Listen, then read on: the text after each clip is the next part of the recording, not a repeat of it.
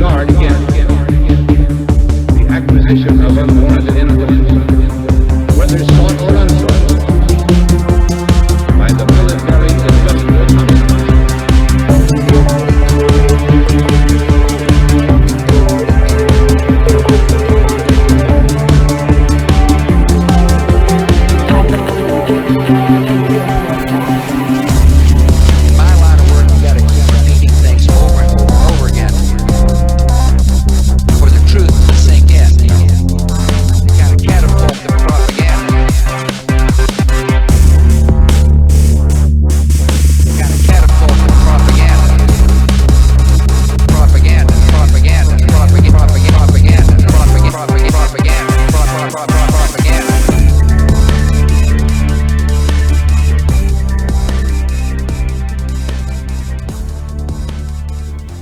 What's up? Another episode of Ripple Effect Podcast. Today we have Guy Evans. He's an old friend who's been on the show quite a few times, and I think this is his third appearance, and we've done some epic shows for 2 hours, 2.5 hours, and just an easy guy to talk to. We have a lot of similarities and interests, and just like I said, easy guy to talk to, and we just always have awesome, fun conversations. So if you like this conversation, go back and check out some of his other appearances on the show. He had some back issues, and he kind of took a hiatus from podcasting for a little bit. So it's nice to have him back. And he's one of the shows that really got me into podcasting. One of the first shows that I really started listening to, and he got into podcasting before I did. And so I just really enjoy his show, and then it's called Smells Like Human Spirit. He also has written, he's done articles for Boiling Frog Post. He's played professional basketball. He's coached. He's done a lot, and his podcast is awesome. He's had if you like my podcast, you'll definitely like his podcast. He's had a lot of similar type of guests and hits on a lot of similar type of topics. So definitely check that out. This is my first podcast back that will be aired. I had a podcast yesterday. Today's Friday 13th, 2015. I had a podcast yesterday with Eddie Bravo, but at the end of the podcast, we went about an hour. We didn't really feel like we talked about everything we wanted to talk about, so I think I'm gonna hit him up again early next week and talk some more about some of the topics we didn't hit on. So even though that was my first podcast back since, if I'm sure the listeners know by now, I just had my son, and life has been kind of busy, so I kind of took a couple weeks hiatus, I think 3 or 4 weeks, whatever it was. And so it feels good to be back. I love the fact that I'm back rolling and doing this and back in the rhythm, because just like a lot of things in life, it's easy to kind of fall off the horse and then really struggle to get back in a groove and rhythm.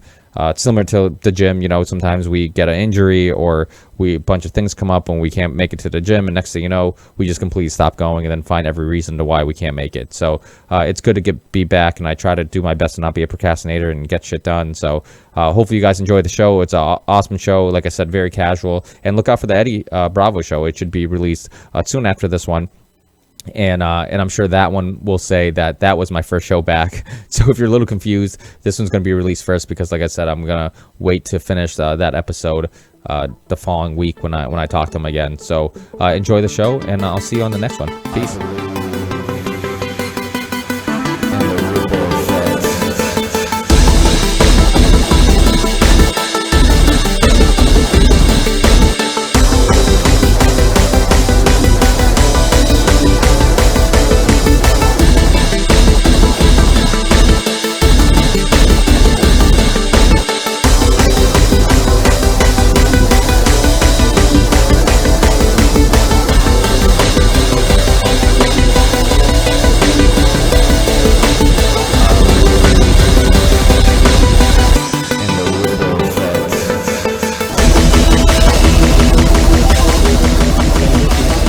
Hey, what's up, Guy?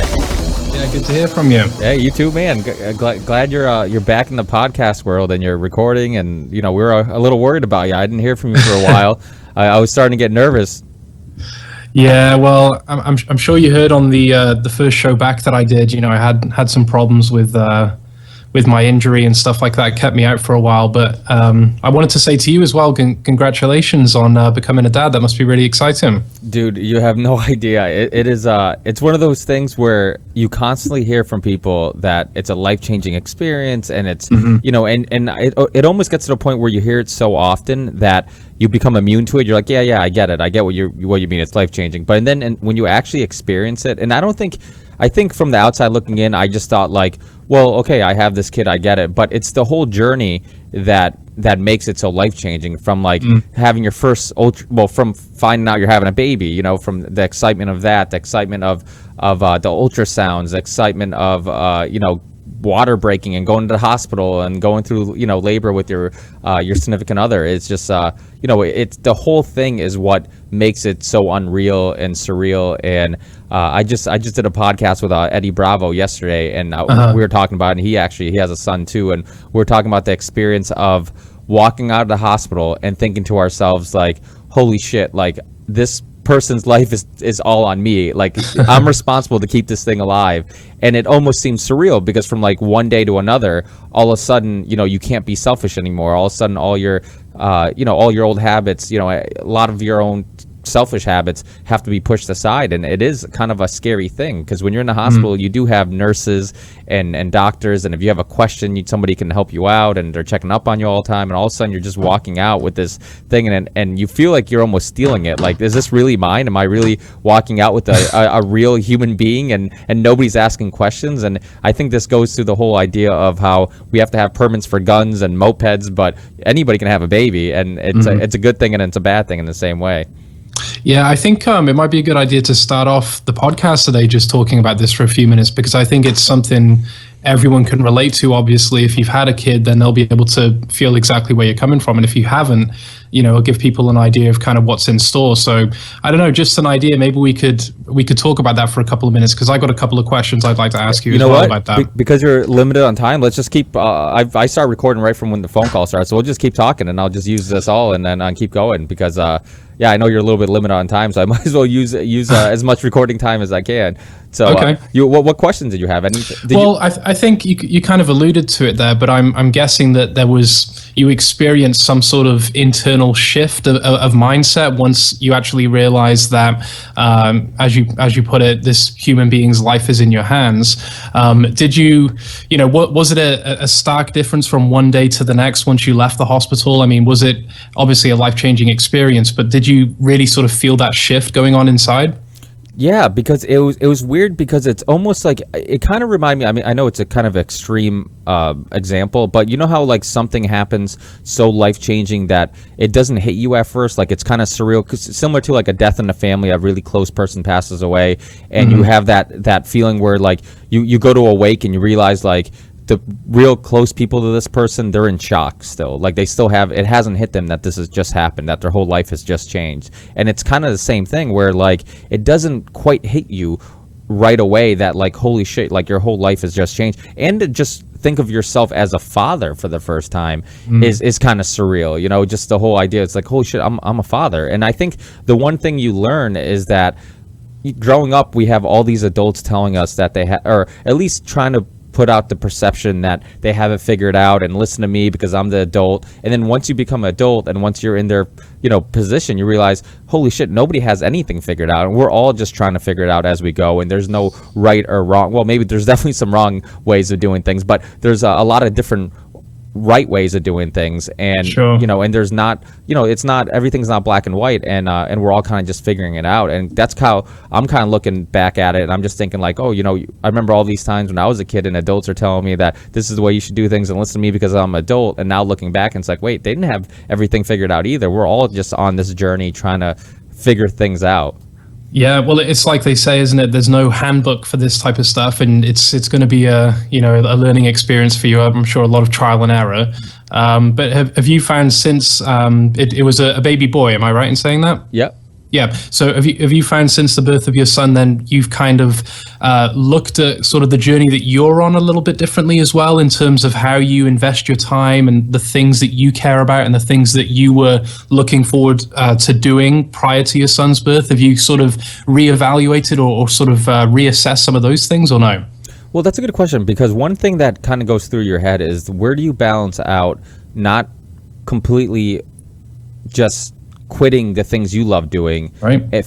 For sacrificing, some of the stuff you love doing for just completely focusing on the kids' progression and life and all this stuff. And it's like, it's kind of hard, because it's like, in a way, I feel like if I spend just as much time as I did on podcasts and music and playing basketball and going to the gym, then in a way, like, I almost feel guilty, like I'm not invested enough in the child. But in a way, it's like, can you balance both, and is it okay to balance both, where maybe you can do both at a reasonably spend enough time doing both, and pursue both passions, and I don't know, I mean, maybe it's just me overthinking it, but it seems like, well, is that selfish for me not to completely give up everything I do? But I also don't want people to think that because you have a child, your journey has to end, your personal journey, pursuing your passions. I mean, obviously, right, you can't pursue it to the extent and have as much free time and have as much energy for it as you did before. But I don't think that we should have to completely stop doing the things we love doing. And I think that if we continue to, even if it's just a little bit of time spent doing it, if we continue doing the things we love doing, it makes us better parents, because we're in better moods and we're happy and we still feel fulfilled. And then there's always the pressure too of, am I going to force the child to pursue the dream that I don't feel like I pursued enough, or I didn't, you always get that thing like, oh, if I was that basketball, or I always wanted to make it to the NBA and I never, made it to that level, I'm going to push my kid to be that basketball player I never was, or that artist I never was, or that musician I never was. And, you are afraid of pushing them into chasing your dreams instead of creating their own. So it just, there's a lot of things that go through your head, and it's hard because, again, there's not a handbook, there's no right or wrong answer. And I think the most important thing, if you love the child, if your heart's in the right place and you love the child, then whatever decision you make, it's gonna, you're gonna feel confident doing it, and you're doing it out of the right feelings are provoking that decision making. And I mean, we had to make some tough decisions with, from circumcision to do we want maybe try to prevent a C-section as much as we can, to vaccines, all these things that, coming from somebody like you and I who are into alternative media, and we talk about these topics, and we talk about conspiracies and how important profits is to all these companies and big pharma and all this stuff. It makes you second guess everything, from like, well, the doctors tell me these vaccines are safe, but I've read stories like this, and I've had John Rappaport on talking about the CDC whistleblower, and and so it's like, it's all this thing where sometimes you're wondering if just being into this alternative media, if it's kind of fogging your vision. But yet, as a parent, you want to do what's best, and that if you make the wrong decision, you could look back at it and never forgive yourself for it. So it's a lot to think about, and a lot of things that people really don't, people don't really talk about with each other. I've had talk to a lot of people about having kids and their experiences, and people, they didn't talk about vaccines, they didn't talk about a lot of these decisions, and what you're feeding the child, breastfeeding, and what the mother's eating, and all, I try to be as organic as possible, eat as healthy as possible, and do the same for my wife, so then she can and last time you were on the show, I wasn't married, but I got married on New Year's too, or New Year's Eve. Everything's changed since we last spoke. Look at that. Yeah, it's been a crazy couple months. Yeah, it's been a wild ride, but all good things. It's funny, like I can kind of see how getting old doesn't feel like a bad thing. Like I seem to enjoy it. I think this whole idea of like, you're not so materialistic, you don't care so much about what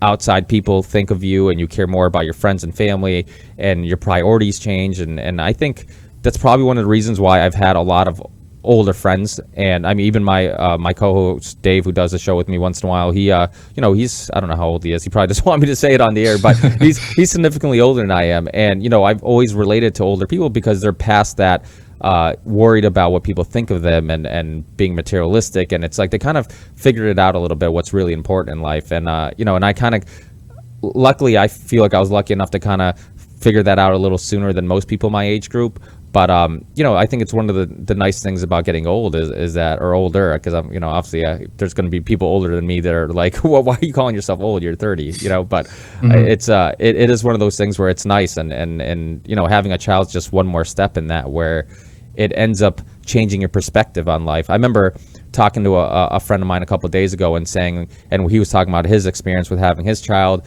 and we were talking about how it's amazing how anybody can sweat the small stuff or be so focused on greed and money when you have a child, because it's like when you have a child you realize like all those other things, like how small of an issue it really is, or a problem it is, or, getting upset about losing a basketball game. I mean, I played in a basketball league, I'm always playing in a basketball league, but the current one, I just lost the game. I went to a game, I lost it, and then 2 seconds later, I'm picking up my son to put him in the car, and I'm like, holy shit, like that game doesn't mean anything anymore. Like I didn't get as upset as I usually do, or down on myself, because all of a sudden I'm seeing this life, and I'm just like, wow, like that basketball game really is small and minimal compared to the big picture of having a son and raising him and trying the other things going on in your life. So it definitely it's a life-changing thing. And do you have any kids, or have you ever, or is that something you don't talk? I don't know if you're willing to talk about. You can ask me.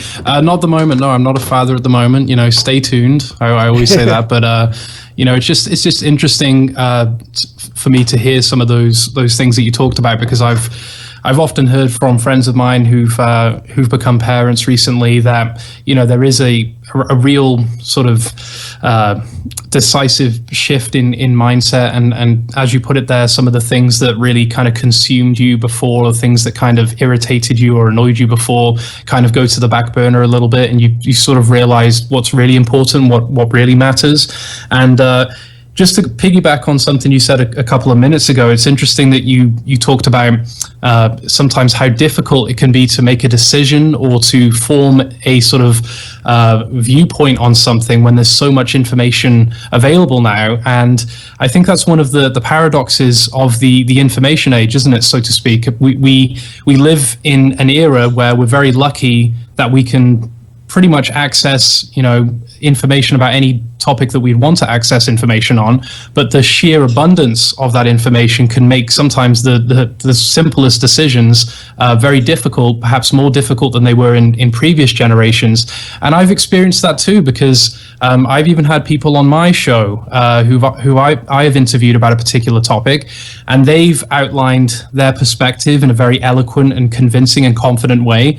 And then you'll speak to someone else later on down the road who perhaps has the same credentials or similar to that person and presents themselves in a similar way, and they'll have a completely different outlook on the topic. And just doing your own independent research, sometimes it can be hard to kind of figure out what to believe, what not to believe, but I think we're all works in progress, and we all kind of change our opinions as time goes on, and you just got to do what feels right to you and make an informed decision. But it's interesting for me to hear that, because I think that's a common thing that a lot of people, especially young people, go through these days. Just the abundance of information and the multitude of opinions can make it very difficult to kind of set yourself on a particular course or believe something else.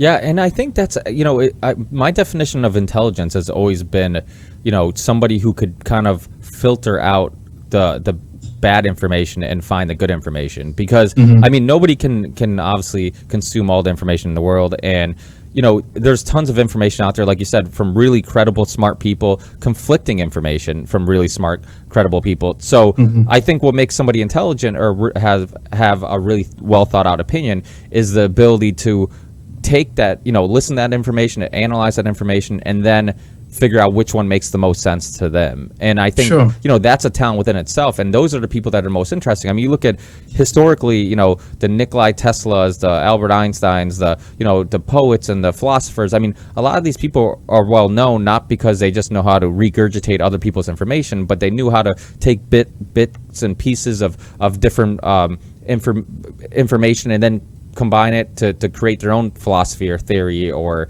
idea. And I think that's where the real talent comes in. That's what really makes somebody interesting or makes somebody a great mind, is the ability to kind of, watch something or listen to something or read something, analyze something, and really be able to understand it and know what makes sense and what doesn't. Yeah, I think as a society, it's a problem that we have. We have a very limited view of what being intelligent actually means. I mean, look at the way that we essentially measure intelligence, an IQ test. And I mean, you can argue to what extent that has applicability to the real world, but I think the role of critical thinking is very important, being able to see things from different perspectives and not getting kind of bogged down in a particular view or a particular set of beliefs that you've bought into. But I mean, there's so many different aspects to one's intelligence, isn't there? There's social intelligence, there's emotional intelligence. You could argue, and some people would disagree with me here, but people who make their living doing physical things like athletes, that's a certain type of intelligence, whether it's kinesthetic or physical or however you want to put it. But we have a very limited idea of what it means to be smart. We tend to we tend to look at people who can memorize information and do well on exams and do well in school and so on. Those are the smart people. But as you put it there, I think someone who can kind of collate information from different sources, appreciate different perspectives, and ultimately make up their own mind, even if it is unpopular, I think that is a huge aspect of what we're talking about as well. Well, I'm kind of a perfect example of how the school system and kind of their way of analyzing a student and figuring out if they're mentally or physically capable of it's kind of wrong, and it's kind of broken, and it doesn't work, because I was in special ed in high school. I mean, I'm not saying I'm a smart person, but I don't find myself to be a dumb person, and I can hold conversations with really intelligent people, which at least for me, that's a accomplishment within itself. And it's according to the school system, they put me try to put me in a vocational school, because of course the common school thing is, well, if you're not book smart, you must be hands-on smart. You might be more of a hands-on student. So they put me, they tried to put me in a vocational school. And then, after I graduated high school and barely graduated high school, and I hated high school. I didn't go to my graduation. I didn't go to prom. I literally hated high school. And after it was all said and done, I look back, and now looking back at how addicted I am to information, how I love watching, anytime I'm doing, my wife's trying to get me to watch some mindless entertainment, I'm like, well, I try to convince her to watch a documentary. I try to, or I get mad at her because she's watching reruns of the Kardashians, and I'm like, why don't you watch something that doesn't make you dumber and something that might make you smarter, and to me, it's like, it makes me wonder, like, well, it wasn't because I didn't want to consume information, or it wasn't because I have the capability to it, for it, or just didn't have the passion for it. It was just they didn't do a good job getting through to me. And as a kid, if somebody's just trying to force you to memorize information, for me, that was always boring. I think it's one of the reasons why I always hated math, and I always found some love in English and writing and poetry and lyrics, and I was in a metal band at a young age and started writing lyrics and poetry, and because math was always just black and white, 1 + 1's always 2, where English and poetry and philosophy, there wasn't always necessarily a right or wrong answer. And but looking back, it's like, well, the school system thought I was an idiot, and I didn't want to learn. And now I look back and I'm like, well, that's the last thing, the last thing you would use to describe me is that I don't want to learn, because now that's all I want to do is learn. And I don't know if it was Mark Twain or who was it that said, school got in the way of my learning, but that's kind of how I feel, this idea that, school did kind of get in the way of my learning. They kept telling me to memorize information, and that didn't do anything for me, and just learn these names and dates and stuff like that. But they didn't tell you how important it was. And now I get obsessed with like the Ottoman Empire and the fall of that, and how that's molded what the Middle East is today, or Irish history, and their religious wars up there, and just like all these different parts of history and different times and different countries, and I'm just like, I'm a sponge, and I keep trying to take in as much as possible, and I feel like every piece of information is just one more puzzle piece that puts together a picture that helped me understand the world we live in. And it's just so it just seems like the school system, if there's people out there who had teachers or counselors, whoever, that kind of talk to them like they weren't very intelligent. It's not, you can't look at the school system and have can't let their definition of you or their perspective of you be who you are. And I think my experience is a good example of that. Sure, I think a lot of people can relate to that, and maybe you could argue that because of the fact that you had such a negative experience in high school. Maybe that did in some way, or perhaps in a large way, shape the person that you are today. And maybe that's really influenced why you're so intellectually curious, for lack of a better phrase.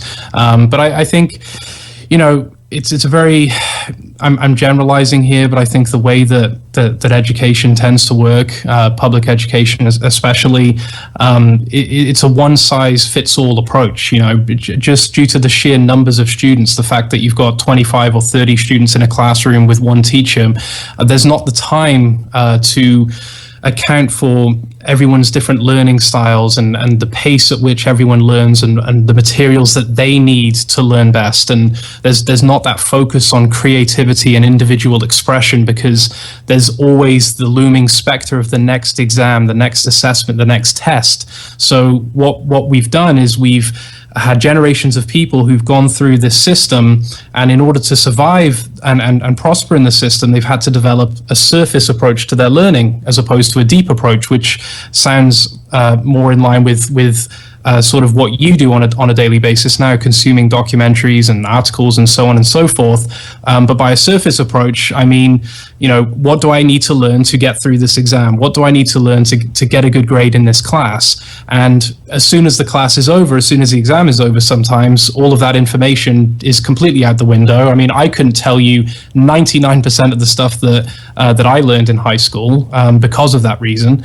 So it's almost as if I won't go as far as saying the system is deliberately set up in this way to prevent people becoming truly enlightened and finding out things for themselves. I just think it's more of a function of the sheer numbers of people who have to go through this process, and sometimes the limitations of the people leading them through it as well.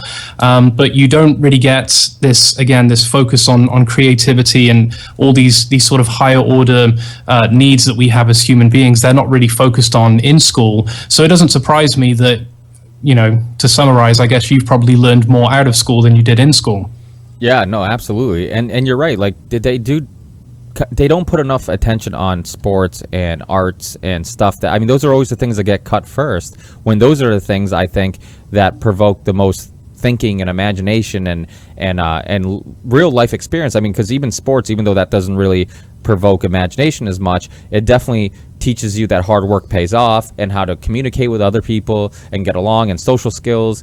And so I think there's a lot of lessons to be learned in those things. And unfortunately, those are the things, like I said, that get cut first before anything else, and sometimes are the most important for the future of your life and just your ability to think and problem solve. And I know plenty of people who did way better in school than I did, and if you sat down and had a conversation with them, you'd be like, well, they're not really that interesting or that bright. And it goes back to that thing, book smart against street smart. And when I hear street smart, sometimes I think like you can survive in a really tough neighborhood, but I look at it as it's one of those things where book smart means you were really good at memorizing information and passing that test and getting good grades, but street smart might be more critical thinking and problem solving and that aspect of it, which I think in the long run really is more beneficial.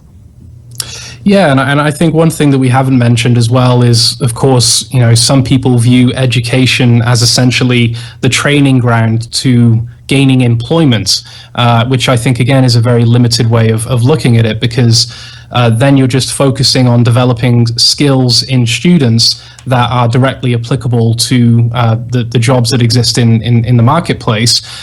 So, you go to school for 18 years, you pay an exorbitant amount of money to go to college if that's what you choose to do. But, let's face it, to get a well-paying job, I mean, more or less, I mean, again, this is a generalization, but it's a pretty good idea to go to college. So you go through the system for 18 years, you pay these huge tuition fees for another 4 years, and then at the end of it all, you're asked to work for free, to become an intern, or to take an entry-level job, likely for not very much money, I should say. And obviously there are exceptions. There are people who leave college and become entrepreneurs. There are people who don't go to college whatsoever. There are people who get great jobs straight out of college. But I would suggest that the large majority of people kind of follow this path. And so you get to a point where you're in your late to late 20s, maybe early 30s, and you're looking back and you're saying, wow, I devoted 21, 22 years of my life to going through education, and what did it really get me, aside from a mountain of debt in a lot of people's cases and not a very fulfilling job. So I think it's easy to see why a lot of people have an issue with supposedly what we're being taught throughout this entire process. Yeah, no, absolutely. And some people believe that, you go back to some of the industrial revolution, families, the people who became rich during those families. I don't remember which one specifically, that basically try to mold the school system in being what it is today, of trying to get people, trying to make better factory workers. And I think James Corbett, on one of his appearances on my show, he talked about how, they were trying to make better factory workers by teaching kids and people how to sit down at a table, or, in the working world, it would be at a machine and sit there and be able to stand still. And, it's one of those things where now you look at what that causes. It causes doctors and mothers and fathers and teachers to think all kids have ADD or ADHD. Well, yeah, of course they're going to seem like it, and they're going to have those symptoms because of the fact that any child, it doesn't matter if it's a baby dog or if it's a puppy, if it's a kitten, if it's a whatever, like any little thing, it seems like they're full of energy. It seems like the one thing they all have in common, they like to play, they like to roll around. Well, kids are no different. And you're trying to get a kid to sit down at a desk for 6 hours or 8 hours or however long school is now, and it's going to be impossible, and they're going to, look around and not pay attention and whatnot. And then, of course, what's going to happen? They're going to say, oh, well, your kid has ADHD or ADD, and it just causes this, now you've put your kid on pharmaceuticals, and you do, and then what happens? Now they become a zombie. They're easier to take care of. They're easier to I guess, get them to do their chores and their homework and stuff, but they lost a little bit of what makes them them and some of their personality. And back in the day, I mean, there's some kids that were just more hyper and some kids that were less hyper. There's some kids that were in good moods and some kids that were in shittier moods. We all have friends that, the ones that are always smiling and good moods, and friends that are kind of down all the time and a little bit more negative. It doesn't mean that they have a disease. I mean, we're not all just should have the exact same personality and tendencies. So, and that's another thing that goes to parenting, and, the being afraid of potentially having to have that conversation with a teacher or a doctor who's trying to get your kids on pharmaceuticals. And, so I know Louis Theroux, I think that's his last name, who did Louis Theroux? Yeah, Theroux, yeah. He did a good documentary on, just prescriptions and kids on ADHD and ADD prescription drugs and all that stuff. And, at the end of the documentary, you really, your opinion ended up being that, holy shit, like, these parents love their kids being on this stuff because it makes their job easier. It's easier to tolerate or to discipline and deal with your child when they really are calm and in a way almost zombies. But it's kind of a cop-out, I mean, I haven't got much sleep since my son's been born, and any first-time parent will tell you that you sleep whenever he sleeps, and a couple hours and I kind of feel like I've overslept my whole life because I've been surviving off like 3 hours of sleep a day and scattered sleep. And before I used to have 6 to 8 hours of sleep and feel tired, and now I'm surviving off 3 hours of sleep. So I'm like, have I been oversleeping my whole life? But it's just one of those things where if I could give my child a pill to make him stop crying in the middle of the night so I can get some sleep, there'd be a lot of parents who probably would do it. Oh, it's safe? Okay, it's safe, and it doesn't harm him, and it stops him from crying? Oh, absolutely. Let me give him this pill, and there you go. Or you can do it the hard way, and that's try to figure out what's wrong with him. Hold him, feed him, change his diaper, rock him, put him in a swing or whatever, and try to figure it out. And so I think sometimes it's just easier to give a child a pill, and that's one of those other dilemmas you end up having as a parent. Yeah, and I think a big part of this, in terms of the focus on prescribing these drugs to kids who may have been sort of labeled in a previous generation as just being somewhat hyper or energetic, I think part of it is as we get older, we truly forget what it felt like to be that age and to be a child in a classroom, or to be a child, out in the field playing soccer or what have you. And I was reminded of this a couple of months ago. I just wrapped up coaching a basketball team, a high school basketball team, and there was one game where one of our players did something that, according to their ability level, they probably shouldn't have done. They made a bad mistake, And I had to kind of catch myself as I was in the middle of explaining to him why he made that particular mistake. I had to catch myself and remind myself, this is a 16-year-old or a 15-year-old that I'm speaking to now. This isn't a grown man, and you need to sort of adapt how you communicate with them accordingly. And I think the same goes for teaching, and although I'm not a parent, I would imagine the same goes for parenting as well. We see the world sometimes through our own eyes. We get tunnel vision, and we assume that everyone sees things the same way that we do. But it goes back to what we talked about earlier in the podcast, having the ability to see things from different perspectives. And I think when you're dealing with children, the most important person in that interaction is the child, and you should be able to put yourself in their shoes before you say or do anything first. At least that's my opinion. No, you're absolutely right. I think that's a talent that we just, it's funny when Joe Rogan and a lot of these other podcasters really start pushing the idea of psychedelics and all this stuff. And, I never really did any growing up. I never really was into, I had friends that experimented with a bunch of stuff, but for some reason I just kind of was smart enough at a young age to stay away from it. It just seemed dangerous and I stayed away from it. But now I kind of see the benefits of psychedelics and self-reflecting and ayahuasca and making you look in the mirror without the filters, and I think that's one thing that we don't do enough is self-reflect and look at ourselves without a filter, because I think that if we could look at ourselves without a filter, we'd realize maybe we're not as good as husbands as we think we are, we're not as good as friends as we think we are, we're not as good as brothers or uncles or whatever, and I think a lot of times we only do see things from our point of view. I'm sure just like yourself, you probably have been in a lot of conversations where you realize like your friend's complaining about a friend doing something that he's done, oh, he's never around anymore because now he has a girl. Well, remember, you were never around when you had your girlfriend, or they end up disappearing once they get the next girl, and so it's one of those things where we complain about a lot of things that we do, and it is this issue where we spend way more time judging others than we do judging ourselves. And and I think that's one thing, even with parenting, with teaching. I think that's one thing with coaching. Anytime you're dealing with other people, it's something that we have to do, and we have to see things from the other person's perspective. And that's why my opinions are always it's always open for change, and I'm always open to hear different perspectives and hear the other side of the story, and because I don't always have it right, and I don't have, honestly, I don't have enough confidence in my opinion to think that I have it right and stick to my guns all the time, because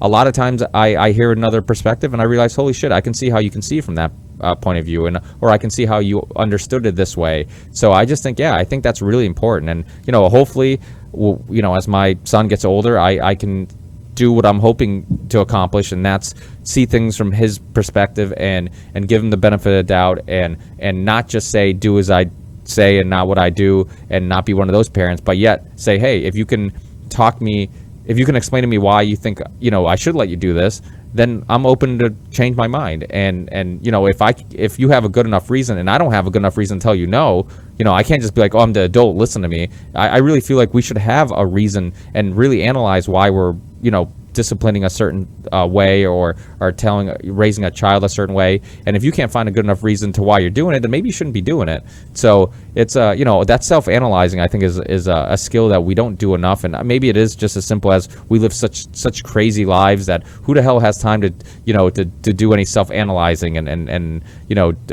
find time to just release and reflect. And so it's just we might just be a product of our culture and society. Yeah, and honestly, I'm not sure if this is the case with you, Ricky, but this is something that I try to keep in mind when I'm producing podcasts as well. I'm always conscious of the fact that there may be an alternative view or an alternative take on what I'm saying, and as much as possible, I try to acknowledge those alternative views, and not just ramble on for 45 minutes about what my opinion is on a particular subject, because honestly, I don't think anyone's opinion is really that much important. I'm not interested in hearing one person's opinion on something.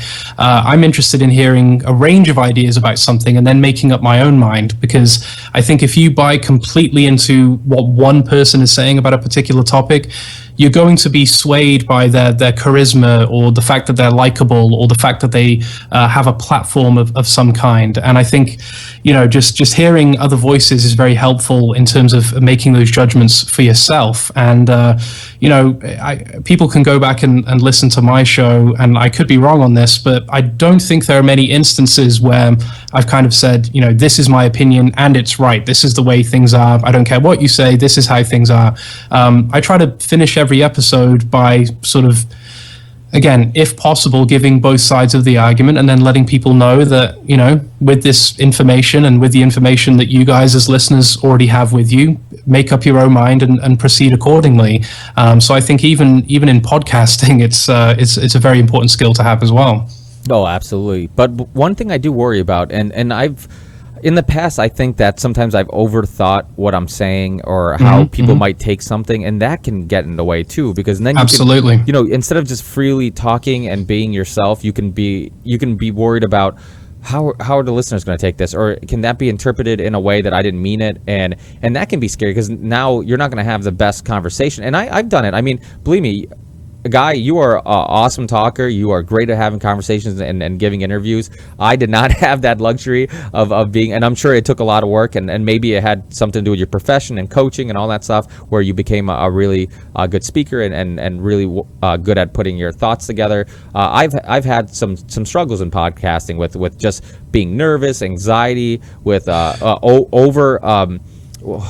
at times over researching a show. Like I'll try to, a lot of times I have guests on, most of the time I have guests on that I'm familiar with their work, but obviously we forget stuff, and you want to be familiar, you want to refamiliarize yourself with it. And so I'll go back and rewatch a documentary, or reread their book, or go on their website and look up some stuff, or see some past interviews. And then sometimes it's almost like you're cramming before a test, and then you just go blank during a show, and it's just one of those things where, I'm sure obviously people who podcast have to love doing it, because if you don't, there's no other incentive in doing it, because obviously there's no real financial incentive unless you really blow up. And even then it's hard to make any real money doing it. And so when you really love something, you really want to put out the best product possible. And I've struggled with almost loving it so much that I put too much pressure on myself, and then I overthink, how I'm going to word things, or a specific idea I have, and then it seems like the best shows are shows I have, like with you and Eddie Bravo and other guests that have been very casual and easy to talk to, or even shows I've just done with Dave, and it's the ones where I don't overthink things. I'm comfortable, and so I can see how sometimes overanalyzing yourself during, especially a podcast, might, not be beneficial. Have you ever struggled with that? Have you ever? Well, I can definitely see where you're coming from, because, podcast listeners, they often say the best podcasts, when they listen to the episodes that they enjoy the most, they very much resemble a conversation between two people. It's not overly formal. It's not too professional. It's very relaxed. It's easy to listen to.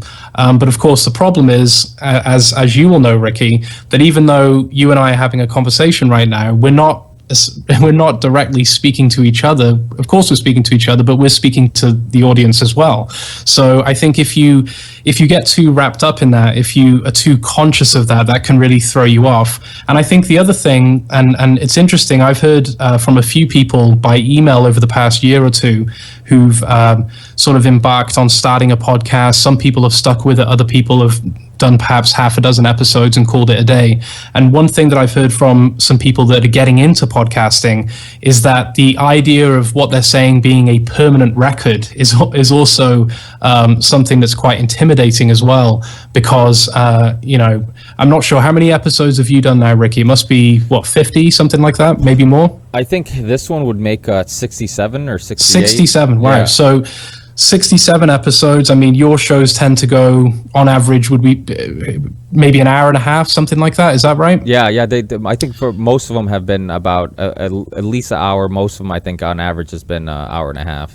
Okay, so if we look at that, that's 100 hours of audio that you have produced since the time that you started your podcast, and obviously you haven't been responsible for every single second of that 100 hours. You've had guests saying their opinion as well. Obviously, your co-host Dave, as you said, has been on from time to time, but you've said an awful lot amount of things in the midst of those 100 hours, and all it takes is one off-the-cuff comment or one thing that you perhaps didn't think through too well to be out there and potentially haunt you forever. And I think that's an unhealthy way of looking at it. I don't think that's the way that you should approach something like podcasting or producing YouTube videos or what have you. But I think it's human nature to be somewhat sort of trepidatious about the fact that what you're saying today at this very time can be downloaded by someone and can be kept around forever. So I think that's another reason why at the risk of sounding pretentious, I often refer to podcasting as being an art, because I truly believe that it is.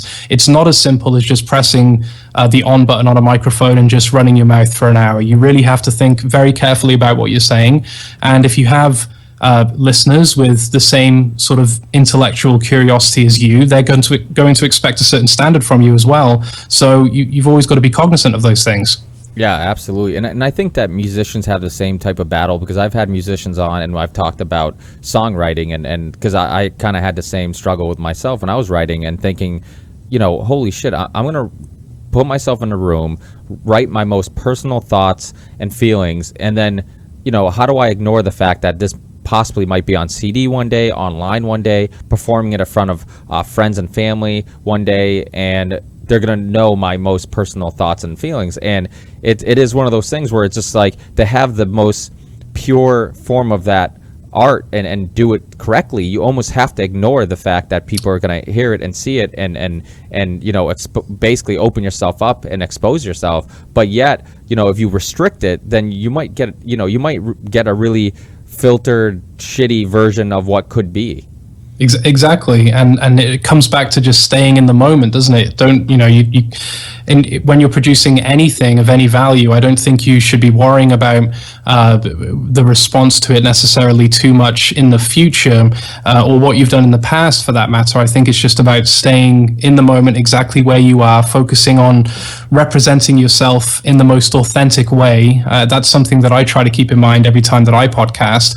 Am I being authentic? Am I being who I am, essentially? And if I feel that I've done that to the best extent possible, I'm happy with the podcast. And whatever happens from there is whatever. It's not something that concerns me.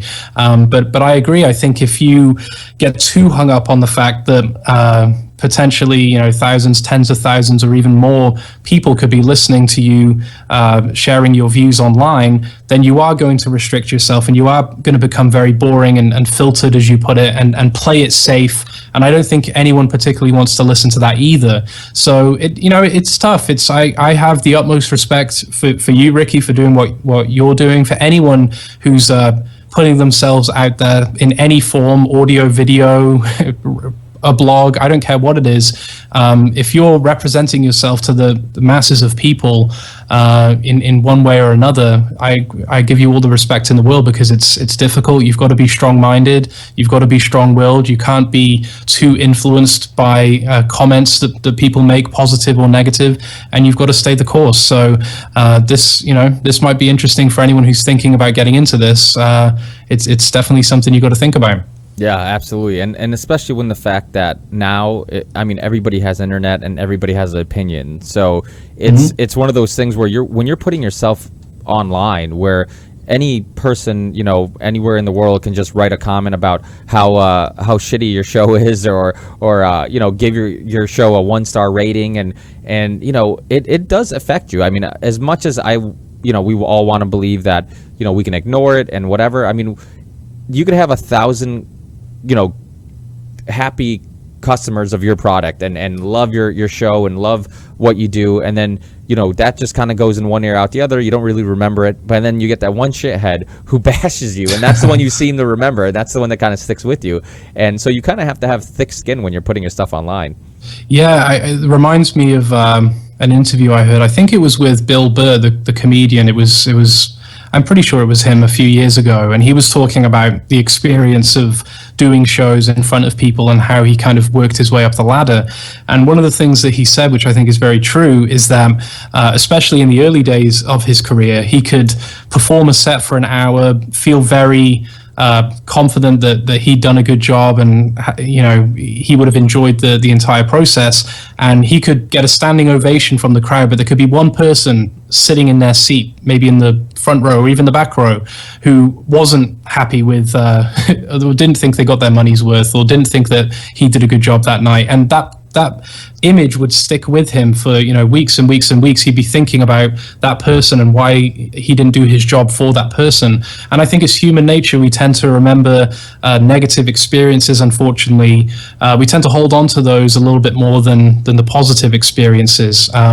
So I think people who are going to have the most success in this medium are people who just do it for the love of it, who are really relatively unconcerned about the response. I mean, of course, you want to appreciate positive response and praise you get from people, but I don't think you should let that govern exactly what you do, because then you're no longer doing it for the same reasons that you got into it for the first place, or in the first place.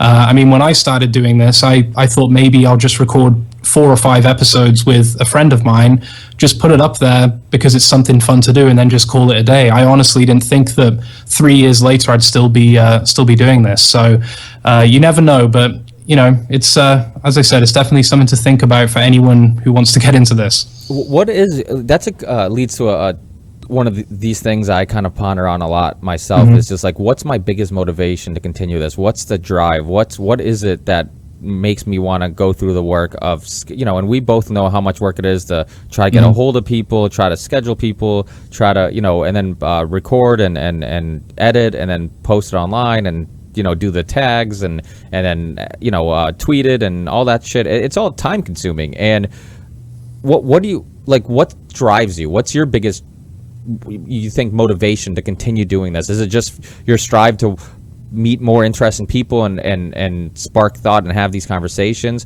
or do you really want to leave your fingerprint on the world and or what is it? What do you think is your biggest motivation to continue doing this? I think it's a variety of reasons, to be quite honest with you.